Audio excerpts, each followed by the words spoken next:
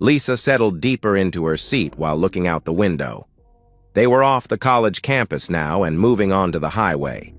Lisa and her husband, Mike Lars, had just dropped their youngest child, Samantha, at her new school.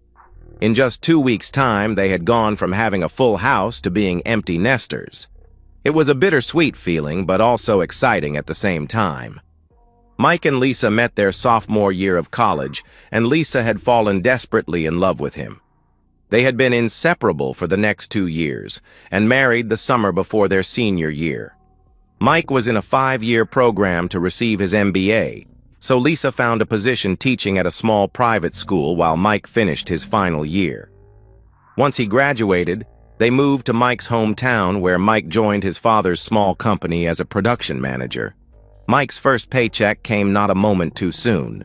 Their son Joshua was born 6 weeks after Mike started his new job. The young couple was ecstatic with their son and formed the picture of a happy young family. 2 years later, they were joined by Samantha. Everything was perfect. Lisa stayed at home until Samantha started school. Then she returned to the classroom, taking a position as a 4th-grade teacher in the same district that her children attended. Lisa loved working with children, and it helped fill her days while the kids were away in their own schools. Her father-in-law owned a small fabrication shop when Mike graduated. The elder Lars was an incredible engineer whose shop produced high-quality specialty parts for a number of industries, including for space applications. Their niche was low volume and high quality at a good cost point per unit. Low volume meant the per unit cost was higher, but Lars Manufacturing routinely beat out their competition on the quality even at a higher price point. Mike and his father formed a great team. While John Lars was a great engineer, he was not a skilled businessman. Mike knew enough engineering to speak intelligently, but he didn't inherit his father's gift and passion. However, Mike was a great business mind. Mike handled sales, negotiations, and supply chain, leaving his father free to design and invent. Mike was able to reduce their prices while John kept up the quality. Together, they built Lars Manufacturing into the powerhouse in their niche. 6 years ago, tragedy struck when John Lars had a massive stroke and died at his desk. He was only 55, but was also overweight and smoked. He would loudly proclaim that eating and smoking helped him concentrate on his designs. It might have been true, but it also probably cost him his life. Mike took over full control of the business and hired 3 young engineers to fill John's role. 2 of these engineers were competent workers. The third, Tony Gillis, showed the same creative spark John had. After 2 years, Tony was named Director of Engineering and formed almost the same partnership Mike had with his dad. The biggest difference was John and Mike were family, so they shared ownership responsibilities. Now with John gone, Mike assumed total ownership. This caused longer hours and more travel than ever before. Lisa looked over at her husband. At just 40, Mike still looked good. He'd learned from his father's example.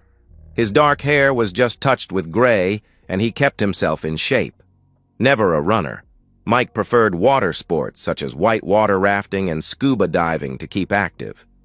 Lisa was never that into getting wet, but was happy to lie out on the dive boat while Mike and their 2 kids did their dives. Not that Lisa let herself go. Long hours at the gym doing Pilates, Zumba, and yoga kept her in great shape. Lisa's 5'5" trim figure and good body turned heads wherever she went. A 4th-grade teacher, Lisa was popular with the fathers on back-to-school nights. Having the kids off to college at once was a surprise. Josh graduated 3rd in his high school class and was accepted into the same engineering school his grandfather attended. The school focused on the practical and forced students to take 3 6-month co-ops during their 5-year program. Josh would finish the 5 years with his MS in nuclear engineering if he stayed on task. Yes, where his grandfather focused on practical mechanical engineering, Josh wanted something a bit flashier. But Josh wasn't the surprise. That was Samantha. Sam graduated a full 2 years early and pushed her older brother out of the 2nd place of their graduating class. Josh simply laughed and was proud of his baby sister. Sam had worked incredibly hard the last 3 years to graduate early, and he said she deserved it. Josh did tease her a bit about missing the valedictorian slot due to a B+ in an art class. Now Sam was starting a pre-med and molecular biology program at an Ivy League school. Lisa was happy for her daughter, but saddened that she would miss seeing her daughter have the traditional high school experience. Lisa was a bit biased, but was certain her daughter at 18 would be a sure winner for prom queen. They had grown apart a bit the last few years, and a part of Lisa wished to have those 2 years to re-establish her relationship with Sam. Lisa turned without a word to look back out the window. Things would be so different now. The next few weeks would be rough for everyone, but it had to be done. "Any regrets?" Mike asked. Lisa sighed. "A few, but I'll live with them. It's time for a new chapter in our lives." Mike laughed. "You make it sound like we're dying. Hell, with instant messaging and Skype, it will be almost like the kids have never left." "That's true," Lisa agreed. During the next 4 hours of their drive, Lisa and Mike engaged in casual conversations of a long-married couple, neighborhood gossip, things around the house, and other mundane things. Today was a Thursday, and Mike had taken Friday off to do some things around the house, so Lisa was loading up the honey-do list. Finally, they arrived home, and Mike pulled the minivan into its slot in the garage. Normally, the 3-car garage housed the 2-year-old minivan, Mike's Camry, and the 2013 Corvette Mike bought himself. The Vette was a bone of contention for Lisa. Mike had simply shown up with it one night 2 years ago without a word to her. Mike said it was a gift for the company signing their largest contract to date on a large contractor on a NASA contract. Technically, it was owned by the company, so Lisa had limited room to complain. The kids loved it immediately. Once the van was parked, Lisa pulled her slightly sore body out of the van. 8 hours in the car today, lugging all of Sam's stuff into her dorm, and the rough love the night before had Lisa dying for a hot shower and bed. "I need to run out for milk," Mike said, even as he climbed out of the van. Lisa groaned. "Why didn't you stop on our way in?" Their house was 10 minutes out of town, and they had passed 2 stores after they left the highway. "You looked like you needed to get home, and I don't mind," Mike answered. Lisa felt a small bubble of gratitude at Mike's consideration. He was such a good man at times. "I'm taking the Vette. It's a gorgeous night and a hell of a lot more fun to drive than that minivan." Lisa waved that off. Before Lisa was even in the house, Mike was in the car and pulling out of the garage. With a roar of the V8, he was gone. Lisa walked up to her room and undressed for her shower. She felt like she was missing something. Mike was such a great guy. In many ways, he was the perfect husband and father. But soon he would be gone, and Lisa would be on her way to her new life. 3 years ago, Mike's constant travel was getting to her. The company was doing great, and the kids were great, but Lisa felt alone. Intellectually, Lisa knew it wasn't Mike's fault after losing his dad, but emotionally, Lisa was feeling abandoned. One night when Mike was away and the kids were off with their friends, Lisa went to a restaurant with some fellow teachers. They had fun, and a few bottles of wine to support that fun. On a whim, they carried on to the club next door. She'd been dancing with Bob Werner, a fellow teacher, when someone cut in. It was Tony Gillis, the engineer from Mike's company. Tony was a wonderful dancer, and Lisa had a great time. When the other teachers left, Lisa stayed to dance some more. When the night came to an end, Tony called her a cab to get her home. She gave him a warm hug and a peck on the cheek before climbing into the cab. A week later, Mike was again off on a trip, and Tony sent her a text inviting her out to another night of dancing. Lisa was thrilled and had another great night. She met several of Tony's friends, and they welcomed her to their group. Lisa felt more alive than ever since she and Mike were first married. Lisa knew it was harmless fun and innocent, but never mentioned it to Mike.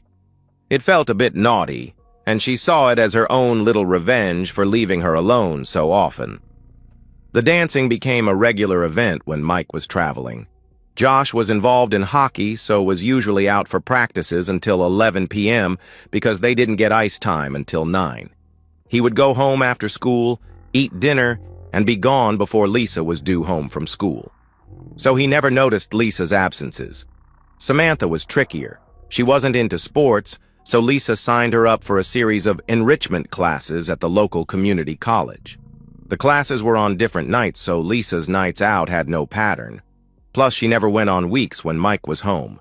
Tony was a blessing and became her best friend and confidant. He would sit at dinner before their dancing and listen to her talk about how Mike left her alone. She did admit with a shy smile how now with the dancing she looked forward to his absences. Tony was her rock. Hesitantly at first, Tony started to confess how he felt misused by Mike also. Tony opened up about how Mike ignored good engineering to squeeze more profit out of the business. How Mike sold ideas Tony developed to their customers for huge money and never shared the proceeds with Tony. Lisa was furious on behalf of her new best friend and wanted to confront Mike right away. Tony calmed her down, saying that legally, Mike had him bound by a contract he'd signed when he first joined the company. The company owned the intellectual property rights to anything the employees developed, so nothing forced Mike to share the wealth. Angry at her husband's abandonment of her and abuse of her friend, Lisa leaned over and hugged Tony. The hug turned into a kiss. They quickly left the restaurant and went straight to Tony's townhouse. They never made it to dancing that night. Lisa refused to call it an affair. She was in love with her true soulmate. The intimacy was wild and fun. Tony was the man she was meant to be with. The 36-year-old mother of 2 and school teacher wanted to divorce her husband and move on to a new life with her true love, her husband's 29-year-old employee. They still went dancing once a week, but any other time Lisa got that the kids and Mike were out of the house. She was often in Tony's bed. 2 things stopped her from going forward with her divorce, though. The first were her kids.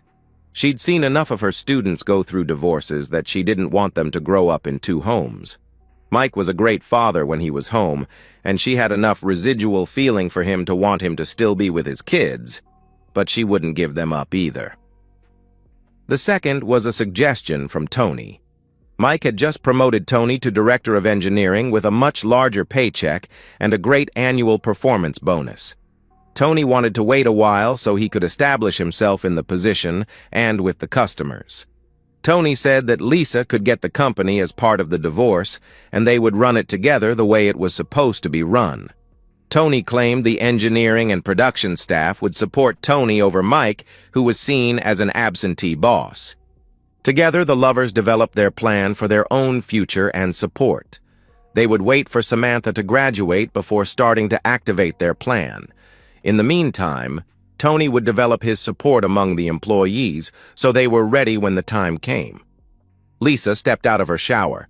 Her muscles felt relaxed for the first time all day. She and Tony had celebrated Sam's leaving for school the night before, and her lover wore her out. Sam's early graduation allowed them to move up their plan a full 2 years, and Tony was really excited. The hot water and lotions had done wonders, and now she was ready to crawl into bed. Hopefully, Mike didn't want to celebrate with her tonight. Wrapping a large, fuzzy towel around her body, Lisa walked into the large walk-in closet she shared with Mike. She grabbed her robe and turned to walk out, but then suddenly froze. She turned to look back in the closet. All of Mike's things were gone. Lisa ran over to Mike's dresser and saw the top had been cleaned off. Yanking the drawers open, they were empty too. All of Mike's personal things were missing from the bathroom, too. Lisa ran down the stairs and saw nothing amiss in the kitchen. It was in the family room she noticed that some of the family photos were missing from the wall, and Mike's movie collection was gone, too. Her panic was complete when she reached Mike's home office, and it was completely cleaned out. She sank to the floor as the enormity of the situation hit her. Mike had left her. He waited until Sam was off to school, and he'd left her. The sudden fear shot through her that Mike knew about Tony and their plans. Lisa ran back up the stairs to grab her cell phone. She had to call Tony. Running into her room, Lisa spotted an envelope sitting on a DVD in the middle of her bed. With trembling hands, Lisa picked up the envelope and saw her name written in Mike's hand on the front. She opened it and read, "Lisa, I've loved you since we first met. You were the only one I wanted to spend my life with. It has been my greatest failure that this will never be true. I couldn't avoid my travel, not and keep the business. You never said you had a problem. Instead, you ran to the arms of that conniving weasel, Tony.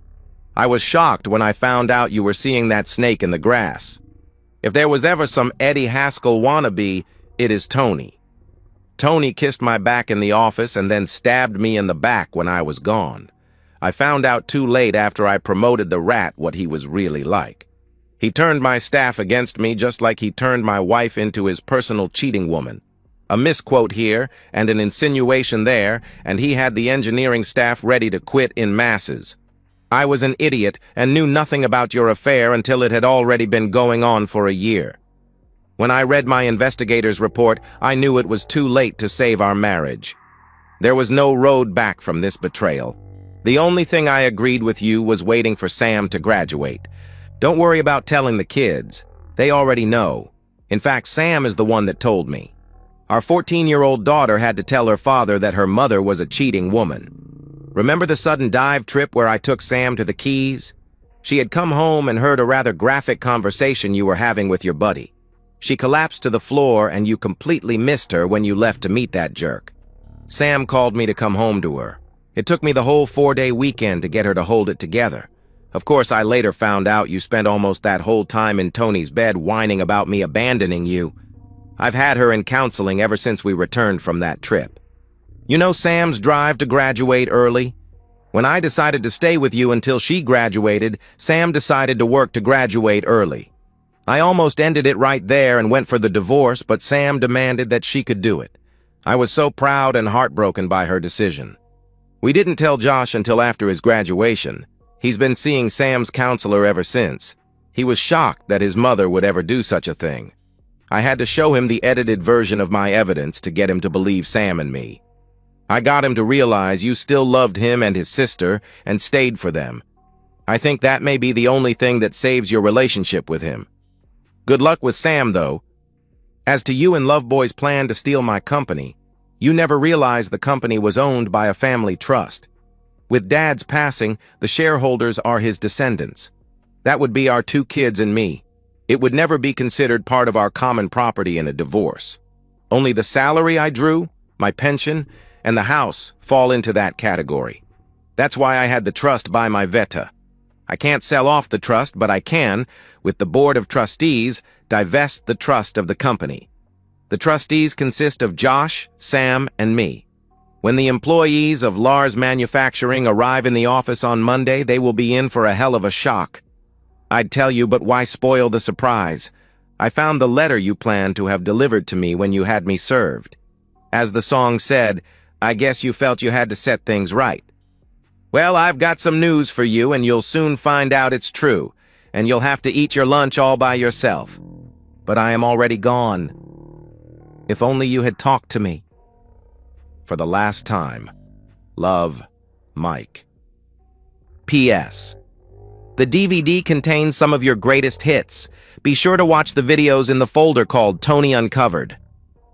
Lisa collapsed onto her bed, with the thoughts of her children knowing just what their mother had been doing and planning to do to their father. "Oh God," she cried out, "I've lost them all!" When the employees of Lars Manufacturing arrived in the office, they were greeted with an email announcing the sale of the company to a much larger company looking to take over their niche. Mike never appeared at the office. Instead, it was the new owners and Mike's corporate lawyer that appeared. The long-term production and support teams found their pensions were guaranteed with at least 5 more years of employment or a buyout equal to any remaining time. The engineers that fell in with Tony got no such guarantee. They turned on Tony as his promises of a lucrative future turned to ash. Tony tried to call Lisa to find out what happened, but found his calls going straight to voicemail. He knew Mike was home all weekend, so he'd never expected a chance to talk with Lisa. Now she was avoiding his calls. Tony finally decided to drive over in a fit of desperation to try to salvage his plans. He pulled into Lisa's driveway and looked for any sign of Mike. A glance in the garage told him the Corvette was gone. That meant Mike was out too. Ringing the doorbell brought no answer, so he just walked in. "Lisa!" he called out. There was no answer. He called out several times as he searched the house. He finally found Lisa sitting on her bed watching a video on the flat-screen TV mounted on the wall. "Lisa?" he asked. Seemingly ignoring him, Lisa reached out a hand with the remote and pressed play. The TV sprang to life, and Tony was shocked to hear his own voice coming from the screen. "Well, the cheating woman is hot," the on-screen Tony was saying. Tony recognized it was his own entertainment room and several of his friends. "I don't think I could have done it if she wasn't. A little TLC and she was on my bed in an instant. I'm going to take that husband's company away by messing his old lady into giving it to me. Hell, I'll wait a few years for his daughter, too. She's beautiful, but I can't go to jail." That was met by rough laughter and vulgar suggestions shouted by his friends. Tony recognized when the video was recorded. It was 8 months ago. The same day it was announced that the 16-year-old referred to would be allowed to graduate that year. Tony was so excited to have his plans move forward by 2 whole years. Lisa paused the video. "Get out," she said in a dead voice. "You've cost me everything, and Mike has destroyed us both." "Lisa, Tony stammered. "Get out. If Mike hadn't taken his .40 Sig Sauer with him, I'd have shot you as you came in the door, and then one for me. Just go. Good luck ever finding a job in this field again. Mike will see to that." Then Lisa turned and faced the wall.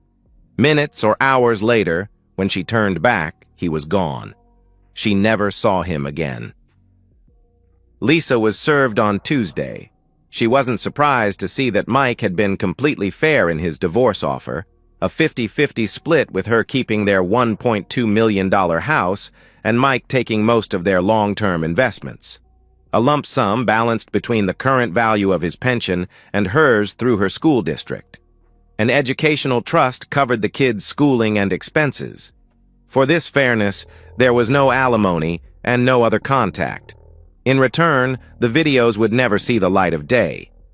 Mike would have full custody of Sam, but she would be at college most of the year, so it was almost a moot point. A personal note from Sam, though, said she refused to be forced to spend the next 2 years of school breaks with my mom and her lover Buddy. Reading such words in her sweet daughter's handwriting was even worse than those damned videos. What had she done? And so, we've reached the end of today's story. Was it what you expected, or did it take a twist you didn't see coming? I'm curious to hear your thoughts. Share them in the comments below, and let's get a conversation going. If this story kept you hooked, make sure to hit that like button. And if you're new here or just haven't subscribed yet, now's the perfect time to join our community. I bring you fresh, captivating stories every day, so click that subscribe button and turn on notifications so you never miss out. Thanks for watching, and I'll see you in the next one.